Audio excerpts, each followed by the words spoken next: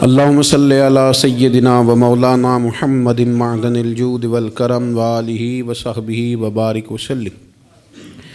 تمام تعریفیں اللہ تعالیٰ جل مجدہ الکریم کے لیے، درود و سلام نبی اکرم نور مجسم شفیع معظم آقائے کل ختم رسول دانائے سبل احمد مجتبیٰ جناب حضرت محمد مصطفیٰ صلی اللہ تعالیٰ علیہ وسلم کی ذات والا صفات کے لیے حمد و صلات کے بعد، عزیز دوستو، بزرگوں اور بھائیوں، قرآن مجید نصیحت کی کتاب ہے، قرآن پاک تذکیر کی کتاب ہے۔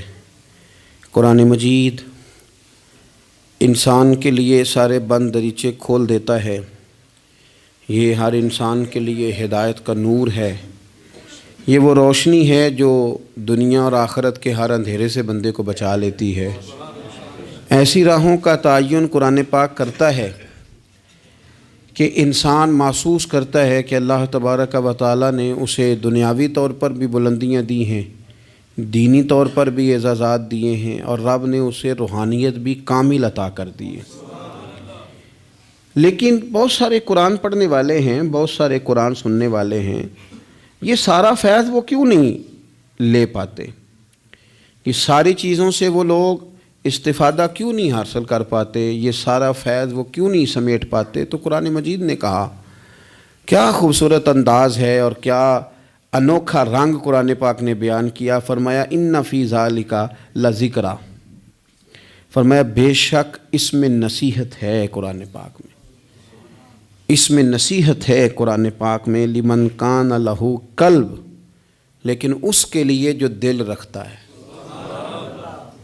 اس میں نصیحت ہے قرآن پاک میں، لیکن اس کے لیے جو دل رکھتا ہے۔ ان فی ذالک لذکریٰ لمن کان لہ قلب، اس میں ان کے لیے نصیحت ہے جن کے پاس دل موجود ہے، اور جن کے سینے میں دل ہی نہیں، پتھر ہے۔ جن کا دل تو ہے پر وہ دھڑکن سے خالی ہے، جن کا دل تو ہے پر وہ درد سے خالی، جن کا دل تو ہے پر وہ کیفیت سے خالی۔ پاک ہوویں تے پاک کی ملدا ہی، بن پاکوں پاک نہیں ملدا۔ سارے جسم دے تومن نالوں اکو ٹکڑا تولا دل دا۔ اور اقبال کہنے لگے، دلے بیدار پیدا کر کہ دل خوابیدہ ہے جب تک، نہ تیری ضرب ہے کاری نہ میری ضرب ہے کاری۔ اور فاضل بریلوی نے تو مشورہ دیا ہے، کہنے لگے دل کو کام لگا دو۔ حضور کون سے؟ فرمانے لگے دل ہے وہ دل جو تیری یاد سے معمور رہا، اور سر ہے وہ سر جو تیرے قدموں پہ قربان گیا۔ جو دل رکھتا ہے وہ قرآن پاک سے نصیحت لے گا، جس کے پاس دل ہے۔ اس کا مطلب ہے کچھ سینوں میں گوشت کا لوتھڑا تو ہے پر دل نہیں۔ ان کے سینوں کے اندر خون پمپ کرنے والی مشین تو موجود ہے جو دھڑک رہی ہے جب سے وجود بنا ہے، لیکن وہ دھڑکنے خالی ہیں۔ دل جب دھڑکتا ہے تو وہ کسی کے لیے دھڑکنا چاہیے، اور کسی کا درد ہو دل میں۔ اللہ تعالیٰ نے قرآن مجید میں فرمایا کہ میں نے دل دو نہیں بنائے، دل ایک بنایا۔ اس میں کہ کہیں یہ نہ ہو کہ دو دل ہوں تو ادھر کوئی اور ہو ادھر رب ہو۔ فرمایا نہیں، دل ہی ایک بنایا ہے، کوئی اور آ ہی نہیں سکتا، یا خدا رہے گا یا محمد مصطفیٰ رہیں گے صلی اللہ علیہ وسلم۔ دل ہی ایک بنایا ہے، اور دل ہے وہ دل جو تیری یاد سے معمور رہا۔ دل دھڑکے اور پھر وہ تڑپے، وہ کسی کے دکھ میں تڑپے، وہ کسی کے درد میں تڑپے، وہ کسی کی پریشانی پہ تڑپے، وہ کسی کی محبت میں تڑپے۔ اور جب وہ خوب تڑپے نا، تو وہ تڑپ جو ہوتی ہے، کچھ زخم ایسے ہوتے ہیں جن کا مزہ آتا ہے۔ یعنی جب بعضوں کا زخم ٹھیک ہونے پہ آئے تو آپ اسے تھوڑا سا ہاتھ لگائیں تو وہ تھوڑا سا نا مزہ دیتا ہے۔ کچھ زخموں کا بھی مزہ ہوتا ہے۔ آتش کہنے لگا، وہ مزہ دیا ہے تڑپ نے کہ میری آرزو ہے یا رب، میرے دونوں پہلوؤں میں دل بے قرار ہوتا۔ میرا دل کرتا ہے دو دل ہوتے، میں ایک سے تڑپا ہوں تو اتنا مزہ ہے، اگر میں دو سے تڑپتا تو کتنا مزہ ہوتا۔ میرے دونوں پہلوؤں میں دل بے قرار ہوتا۔ عزیز بھائی، دل پر محنت، دل کی صفائی، 2 4 5 دن آپ غسل نہ کریں، مسواک نہ کریں، آپ کپڑے نہ بدلیں تو طبیعت پہ نا بوجھ بن جاتا ہے۔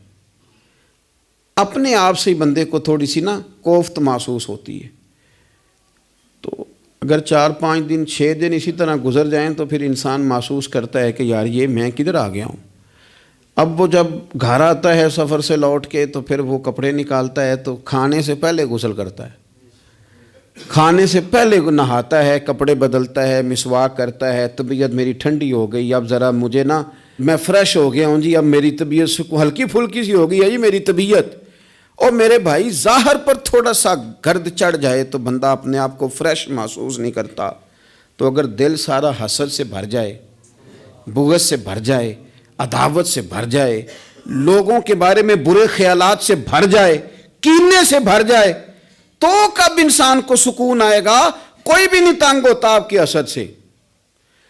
اگر کوئی معاذ اللہ کسی سے جل رہا ہے تو کسی کا کچھ بھی نہیں بگاڑ رہا، اگر کسی سے حسد کر رہا ہے تو کیا نقصان کر لیا اس نے کسی کا؟ اپنے آپ کو ہی جلا رہا ہے، اپنے آپ کو ہی تکلیف دے رہا ہے۔ اسے مل مل کے دھو اپنے دل کو، اگر یہ صاف ہو گیا تو تیرا وجود ہی ہلکا پھلکا ہو جائے گا، تو خود سکون میں آئے گا۔ اسے مل مل کے دھو، مل مل کے اس کو صحیح کر کے صاف کر۔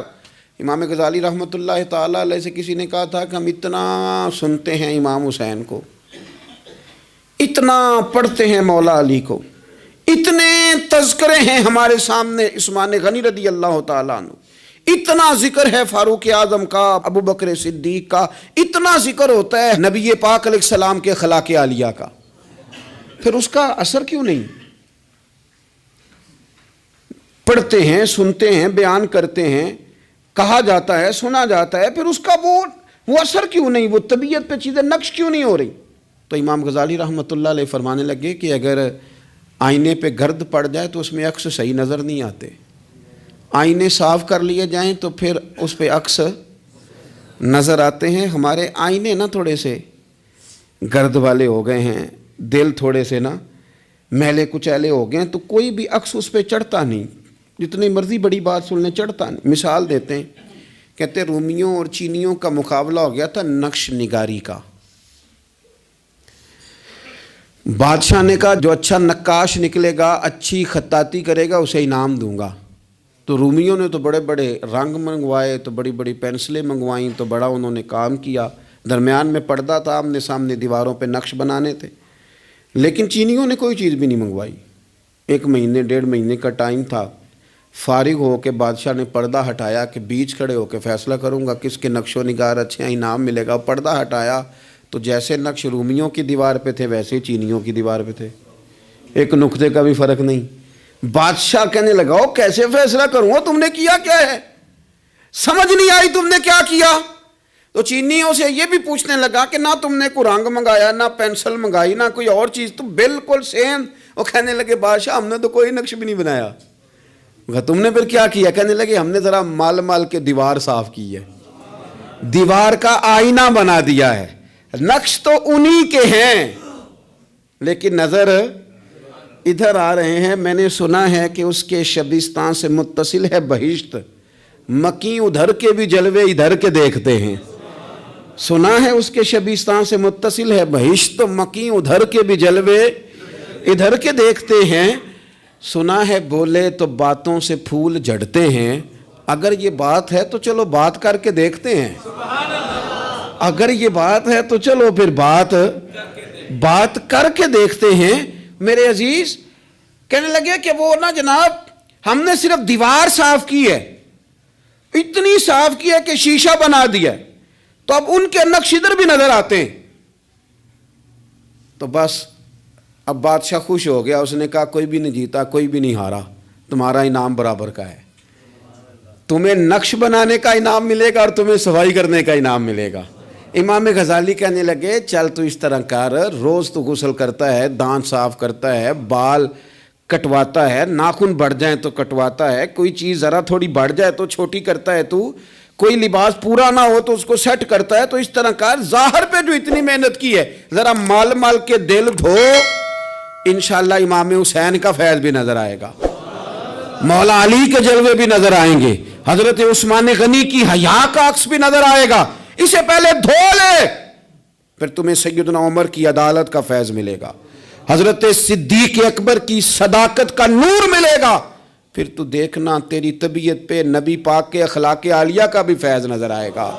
لیکن پہلے اسے دھو لے، اسے دل بیدار پیدا کر کہ دل خوابیدہ ہے جب تک، نہ تیری ضرب ہے کاری نہ میری کچھ چیزوں سے دل سخت ہوتا ہے۔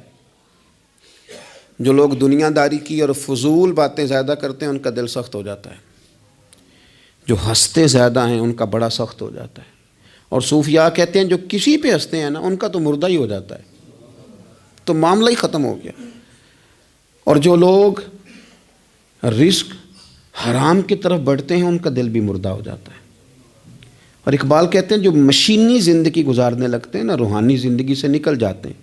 ہم آج کل مشینی زندگی پہ آ گئے، ہمارے پاس انٹرنیٹ ہے، موبائل ہے، آواز کے فاصلے اتنے کم ہوئے ہیں کہ دلوں کے فاصلے بڑھ گئے ہیں۔ اقبال کہنے لگے دل کے لیے موت ہے، دل کے لیے موت ہے، دل کے لیے موت ہے یہ مشینوں کی حکومت۔ احساس مروت کو کچل دیتے ہیں یہ آلات، آلات پہ زندہ ہیں ہم۔ دل کے لیے موت، اور کسی کے گھر جانا، دروازے پہ دستک دینا، اور کبھی خط لکھنا تو سوچ سوچ کے، کبھی کاٹنا تو پھر لکھنا۔ لفظ یہ اس کے شایان شان نہیں، یہ جملہ میں نے بدل دیا ہے، لیکن اب بے باکانہ گفتگو ہے، تو مجھے وائس کر دے میں تجھے وائس کر دوں گا، حال ہی کوئی نہیں۔ تو کیا کوئی سوچے گا، کیا کوئی لکھے گا، کیا کوئی اس میں خوبصورتی کے رنگ بھرے گا؟ سخت ہو جاتے ہیں دل جب آپ مشینوں کی زندگی میں زندہ رہتے ہیں۔ دل نرم کیسے ہوتے ہیں؟ میرے نبی پاک نے فرمایا یتیم کے سر پہ ہاتھ پھیر، رب تیرا دل نرم کرے گا۔ اگر زنگ لگ جائے دل کو تو اللہ کا ذکر کر، قرآن پاک کی تلاوت کر، اللہ تیرے دل کو نرم کر دے گا۔ اور پھر فرمایا کہ اگر دل سخت ہو جائے تو موت کو یاد کر، تیرا دل نرم ہو جائے گا۔ اچھوں کی صحبت اختیار کریں تو دل نرم ہو جاتا ہے۔ قبروں کی زیارت کریں، جائیں کبھی اپنے شہر کے قبرستان میں، غور کریں کہ وہ چودھری صاحب لیٹے ہیں، یہ علامہ صاحب لیٹے ہیں، وہ فلاں بہت بڑے افسر لیٹے ہیں، وہ دیکھو وہ میرا عزیز لیٹا ہے۔ وہ ہارون رشید نے کہا حضرت داؤد تائی سے نصیحت کر دیں، تو فرمانے لگے باپ کدھر ہے تیرا؟ کہا حضور قبرستان میں، اماں قبرستان میں، دادا نانا بڑے بھائی سب قبرستان۔ فرمایا میں کیا نصیحت کروں؟ او پئیاں دس دیاں نہیں قبراں جنہاں تے پھول پے، ادھروں کوئی بھی نہیں آمدا، تے ادھروں لکھاں گئے، تے سہ جوڑ سنگت دے ڈٹھے، سہ جوڑ 100 سال کی دوستیاں، سہ سال سنگت دے ڈٹھے، او تکو آخر وتھاں پئیاں، او جنہاں بعد جسی پل نہیں سنجیندے، ایک پل نہیں سنجیندے، پھر وہ شکلاں بھی یاد نہ رہیاں، سہ جوڑ۔ کہا یہ کوئی کم ہے دل کو نرم کرنے کے لیے؟ تیرے پاس موت کا تذکرہ قبروں کی جائے کو تھوڑی ہے؟ یہ چیزیں دل نرم کرتی ہیں، یاد نرم کرتی ہیں چیزیں دل۔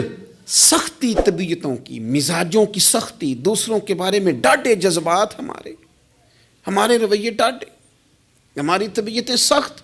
حضرت عبداللہ ابن مسعود رضی اللہ تعالیٰ عنہ نے ایک شخص کو جنازے کے موقع پہ ہنستا ہوا دیکھ لیا، فرمایا آج کے بعد تیرے ساتھ کلام نہیں کروں گا۔ جس کا جنازہ دیکھ کے بھی دل نرم نہیں ہوا اور قبرستان دیکھ کے بھی دل نرم نہیں ہوا، وہ تو سخت دل بندہ ہے۔ سخت دل بندے سے دوستی کبھی نہیں رکھوں گا، میں تو درد دل والوں سے پیار کروں گا، تیرے ساتھ میں کلام نہیں کرتا۔ تو کس طرح کا شخص ہے بھائی جسے یہاں آ کے بھی ہنسی آ رہی ہے، مذاق سوچ رہا ہے؟ تو دل کی نرمی، میرے نبی پاک صلی اللہ علیہ وسلم نے نا دل پر، ہم نے نا کپڑوں پر بڑی محنت کی، ہم نے چہروں پر بڑی محنت کی، ہم نے اپنے ظاہر کو سنوارنے پر ہم نے اپنے حق میں بڑے بڑے لفظ یاد کیے، بڑی کہانیاں یاد کی، پر دل کے لیے محنت، اس پر محنت ہی نہیں کی۔ اعلیٰ حضرت فاضل بریلوی کتنے بڑے عالم ہیں، 1000 کتاب کے مصنف، اور ان کے فتاوی موجود ہیں کہ جس بندے کا تلفظ ٹھیک نہ ہو، یعنی جو ضروری قواعد ہیں وہ قرآن پاک کے جس کو نہ آتے ہوں اس کے پیچھے نماز نہیں۔ جو ہا اور ہا میں فرق نہیں کر سکتا، حمزہ اور عین میں فرق نہیں کر سکتا، وہ الفاظ کا معنی بگاڑ دے گا۔ لیکن اعلیٰ حضرت چونکہ صوفی ہیں، درویش ہیں، علم کے ساتھ تو ایک اور رنگ بھی بیان کرتے ہیں۔ وہ کہتے ہیں یہ نہ ہو کہ صرف تو حروف کے ہیر پھیر میں لگا رہے، صغرے کبرے ٹھیک کرتا رہے، دارابا یادرب کے چکر میں پڑا رہے، اور دل پر تو توجہ ہی نہ دے۔ فاضل بریلوی رحمۃ اللہ علیہ فرمانے لگے کہ دو علماء نے قرآن ایک درویش کے پیچھے نماز پڑھی تو مستحب جو قواعد تھے نا جن کے بغیر نماز وہ ٹھیک نہیں تھے ذرا ان کے، تو وہ کہنے لگے دیکھا جی اتنے بڑے پیر صاحب ہیں اور ان کی تو قرات ہی ٹھیک نہیں، تلفظ ہی ٹھیک نہیں، حالانکہ لفظ تاثیر سے بنتے ہیں تلفظ سے نہیں، لفظ تاثیر سے بنتے ہیں تلفظ سے نہیں۔ اہل دل آج بھی ہیں اہل زبان سے آگے۔ انہوں نے کہا جی بابا جی کا تو تلفظ ہی ٹھیک نہیں۔ اعلی حضرت نے لکھا ہے ملفوظات شریف میں، فرماتے ہیں پھر وہ نہ نہانے کے لیے چلے گئے نماز پڑھ کے فارغ ہو کے، تو وہ پانی میں اتر گئے تو شیر ان کے کپڑے اٹھا کے لے گیا۔ اب کتنی کو دیر پانی میں رہتے، نکلے بھی تو کیسے نکلے، شرم آتی ہے۔ مختصر لباس پہن کے وہ غسل کرنے کے لیے گئے تھے، اب پانی میں سردی، کتنی کو دیر بندہ پانی میں رہے۔ لوگوں نے آ کے کہا حضور وہ آپ کے مہمان تو الجھ گئے، بڑے بری طرح پھنس گئے، مہربانی فرمائے ان کو تو بچائیں، وہ تو سخت الجھن میں۔ کہ کیا ہوا؟ کہنے لگے وہ شیر کپڑے لے گیا اور وہ پانی میں ہے، اب کچھ تو ہونا چاہیے۔ تو وہ بزرگ گئے، جا کے نہ دور کھڑے ہو کے شیر کو آواز دی، شیر کو۔ حضور کے صحابی تھے نا حضرت سفینہ، قافلے سے رستہ بھول گئے، ایک سائڈ پہ ہو گئے تو سامنے شیر آ گیا۔ میں نے کہا ہے لیکن جب آ جائے تو، جب شیر سامنے آ جائے، جب سامنے آ جائے پھر پتہ چلتا ہے کہ یہ تو واقعی آ گیا ہے، پھر انداز اور ہوتا ہے۔ حضرت سفینہ کے سامنے شیر ہی آ گیا، مشکات میں شیر آیا۔ اب کوئی بھاگتا ہے، کوئی چڑھتا ہے درخت پہ، کوئی لکڑی اٹھاتا ہے، کوئی اسلحہ پکڑتا ہے۔ حضرت سفینہ فوراً بولے، کہنے لگے او شیر ذرا خیال کرنا میں رسول اللہ کا غلام ہوں۔ پھر آکھیا شیر سفینہ تائی جا رہا یا راہ جاندے، او جڑے غلام رسول اللہ دے اسی غلام ہونا دے۔ شیر دمیں لاتا رستہ چھوڑ گیا، اور بابا جی بھی گئے، فاضل بریلوی کہتے ہیں شیر کو آواز دی، شیر دوڑا آیا، آگے کہنے لگے وہ ہمارے مہمانوں کے کپڑے لے گیا، تو یہ شرم نہیں آتی؟ تو شیر کپڑے اٹھا کے واپس لایا، ان علماء کو، حضرات علماء کو کپڑے پیش کیے۔ جب ان کو پیش کیے تو پیش کرتے ہی وہ بزرگ پھر فرمانے لگے، کہنے لگے مولانا تم نے لفظ سیدھے کیے ہیں، میں نے دل سیدھا کیا ہوا ہے۔ تم نے محنت کر کے نہ لفظ ٹھیک کیے ہیں لیکن میں نے دل ٹھیک کیا ہے۔ دل پاک ہوئے تے پاک ہی ملدا ہے، تے بنا پاکوں پاک نہیں ملدا۔ سارے جسم دے توون نالوں ایک ٹکڑا تول ہے دل دا۔ حضرت سلطان باؤ رحمۃ اللہ علیہ فرمانے لگے دل کالے نالوں منہ کالا چنگا، دل کالے نالوں منہ کالا چنگا، جے کوئی رمز پچھانے۔ اگر کسی کو بات کی سمجھ آئے تو دل نہیں سیاہ ہونا چاہیے، منہ ہو بھی جائے تو کام چل جاتا ہے۔ تو اپنے دل کی صفائی پر دیکھیں میرے نبی پاک علیہ وسلم نے ارشاد فرمایا کہ رب نہ تمہارے مال دیکھتا ہے نہ چہرے دیکھتا ہے، رب تو تمہارا دل دیکھتا ہے۔ اور امام غزالی حدیث لائے ہیں، حضرت عمر فاروق رضی اللہ تعالیٰ عنہ فرماتے ہیں کسی نے حضور صلی اللہ علیہ وسلم سے پوچھا کہ رب آسمانوں میں کہ زمینوں میں؟ جلوے تیری ذات کے کو بکو ہیں، جدھر دیکھتا ہوں ادھر تو ہی تو ہے۔ اللہ زمینوں میں کہ آسمانوں میں؟ تو حضور فرمانے لگے رب تو بندہ مومن کے دل میں رہتا ہے، اللہ تو مومن کے دل میں ہے۔ مومن کے دل میں کتنا بڑا ہے وہ دل جس میں رب ہے، رب کی یاد ہے، رب کی محبت ہے۔ اس لیے حضرت عمر فرمایا کرتے تھے میں نے دل کی آنکھوں سے اپنے مالک کی زیارت کی ہے۔ اور اقبال نے شاید اسی لیے مشورہ دیا تھا کہ دل بینا بھی کر خدا سے طلب، آنکھ کا نور دل کا نور نہیں، اللہ سے آنکھوں والا دل مانگ، اندھا نہ ہو جائے کہیں تیرا دل، دل بینا بھی کر خدا سے طلب، آنکھ کا نور دل کا نور نہیں۔ عزیز بھائی اللہ کے جلوے، لیکن ایک بات ذہن میں رکھنا، کسی گلاس میں تھوڑی سی غلاظت ہو نا، دودھ تو دور رہا، شہد تو دور رہا، اس میں کوئی پانی بھی نہیں پیتا، تھوڑی سی غلاظت ہو، اور آپ کی آنکھوں کے سامنے وہ غلاظت دھل بھی گئی، صاف بھی ہو گئی، شرعی تقاضے پورے ہو گئے، پھر بھی کچھ لوگ کہتے ہیں میری طبیعت نہیں مانتی، میرا دل نہیں مانتا۔ صحیح کہہ رہا ہوں میں؟ او بھائی اتنی سی غلاظت گلاس میں تھی اور سادہ پانی نلکے کا، تو اس میں پینا پسند نہیں کرتا، اور اگر دل غلاظت سے بھرا ہو تو رب کی محبت وہاں آئے گی، خدا اپنا قرب وہاں رکھے گا۔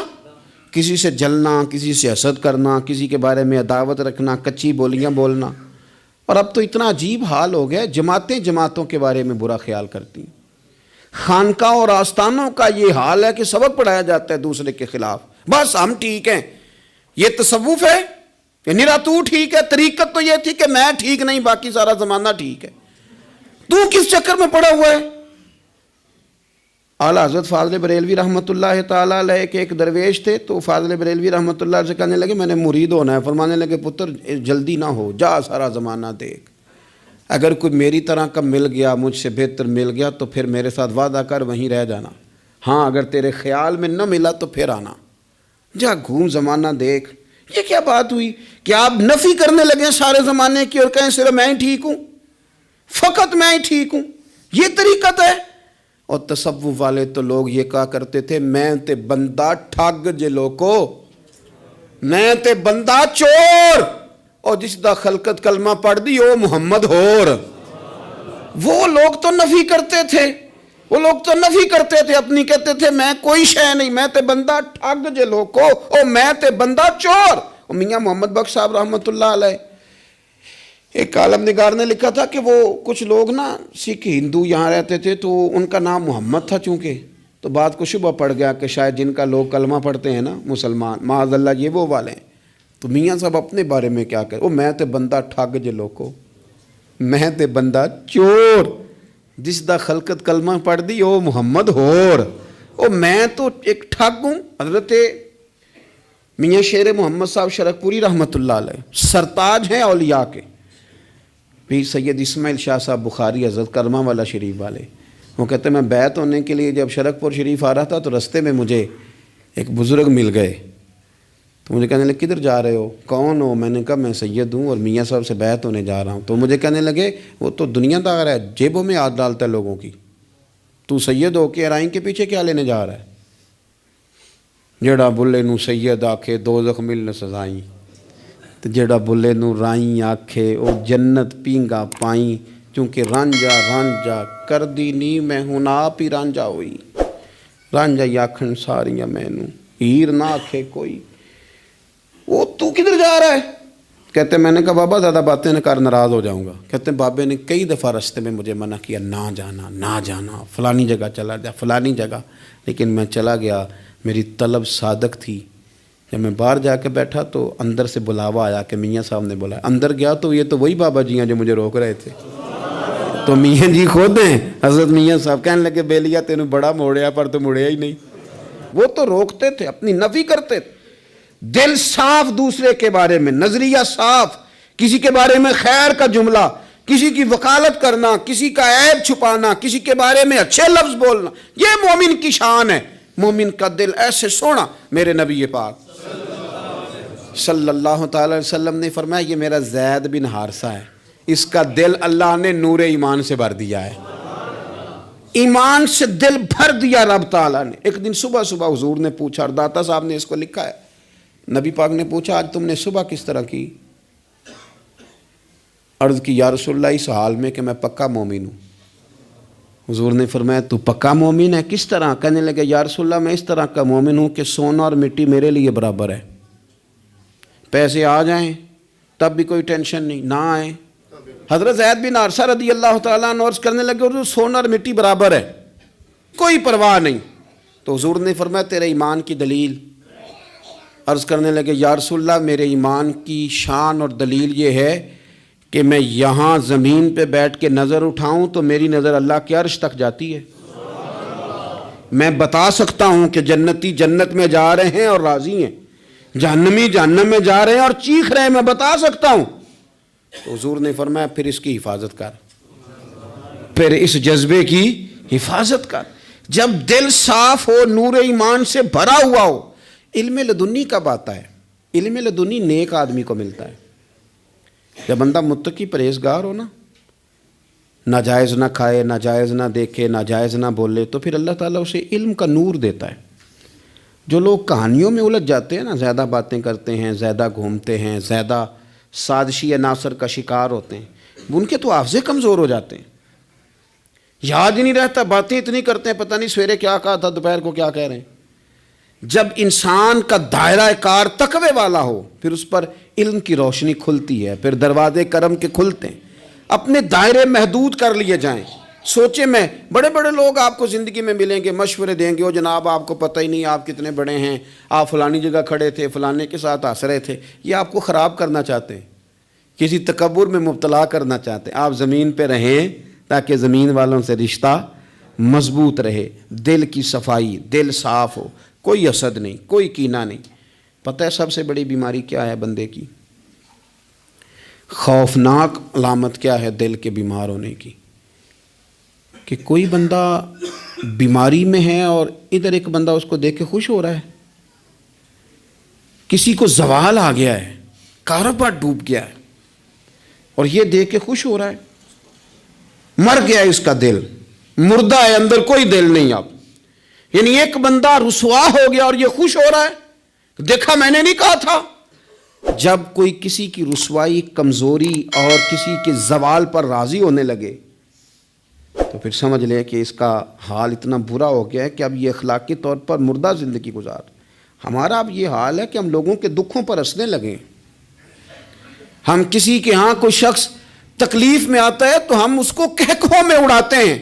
یارو، زندہ قومیں یہ کام نہیں کرتی، زندہ قومیں یہ کام نہیں کرتی۔ میرے نبی پاک صلی اللہ علیہ وسلم نے فتح کے موقع پر بھی گردن کو جھکا کے بتایا کہ جب رب عروج دے تو پھر اللہ کی بارگاہ میں جھک جایا کرو۔ کسی شخص کے پتہ ہے، ایک حدیث سنو، یہ مسلم شریف میں موجود ہے، حضور نے فرمایا ایک بندہ گناہ کرتا تھا پھر اس نے توبہ کر لی، اگر کسی نے دوبارہ اسے وہ گناہ یاد کرایا کہ تو یوں ہوتا تھا، اگر کسی نے اسے دوبارہ گناہ یاد کرایا تو یاد کرانے والے کو اللہ سزا کے طور پر مرنے سے پہلے پہلے اس گناہ میں مبتلا کر دے گا۔ خفیہ تدبیر آئے گی اللہ۔ جس کو اللہ نے معاف کر دیا، زمین آسمان بھول گئے، فرشتوں کے دفتر سے اس کا گناہ محو کر دیا گیا، تو نے کیوں یاد رکھا؟ لیکن ہمارے دل اس طرح کے ہیں، خیر کی خبریں نہیں دیتے، ہم خیر کی خبر نہیں دیتے، مثبت بات نہیں کرتے، ہمارے رویے دوسروں کے بارے میں سخت ہیں۔ یعنی بہو سے داماد سے اختلاف ہو گیا، پھر اس نے معافی مانگ لی، پھر ہم نے معاف کر دیا، پھر ایک سال کے بعد دوبارہ لڑائی ہوئی تو پچھلی بات دوبارہ یاد کرنی چاہیے تھی، اس کی تو معافی دے دی تھی آپ نے، لیکن آپ نے پھر یاد کر لی وہ بات۔ اس کا مطلب ہے آپ نے صلح کی تھی، دل صاف نہیں کیا تھا۔ دل جب آپ صاف کر لیں تو پھر معاملہ ختم ہو گیا، پھر آپ پھر نکال پھینکے ساری چیزیں۔ مسند امام احمد بن حنبل میں حدیث ہے، حضرت انس بن مالک رضی اللہ تعالیٰ عنہ کہتے ہیں میں بھی بیٹھا تھا، حضرت عبداللہ ابن عمر رضی اللہ تعالیٰ عنہ بھی حضور کی بارگاہ میں بیٹھے تھے۔ نبی پاک صلی اللہ تعالیٰ علیہ وسلم نے فرمایا ابھی ایک شخص تمہارے پاس آنے والا ہے، تیاری کر لو، آنے والا جنتی ہے۔ کہتے ہیں ایک شخص اندر داخل ہوا تو سادہ سا بندہ، داڑھی سے پانی کے قطرے گر رہے، جوتے ہاتھ میں پکڑیں یا بغل میں دبائیں، وہ آ گیا، حضور سے بات چیت کی، چلا گیا۔ ہم بڑے خوش تھے کہ کمال نہیں ہو گیا، جس کو حضور نے دنیا میں جنت کی بشارت عطا کر دی۔